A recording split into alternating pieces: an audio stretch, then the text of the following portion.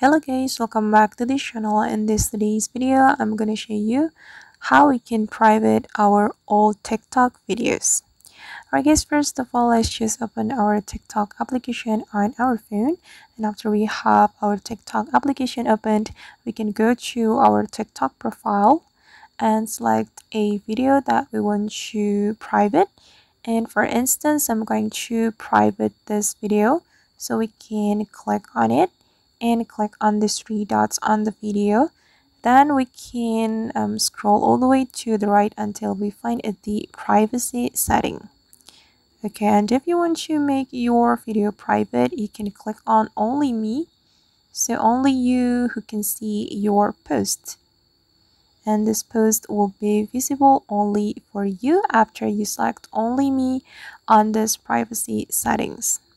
Alright guys, and that's how we can private our old TikTok videos. I hope this tutorial will be useful for you. Thank you so much for watching and see you in the next video.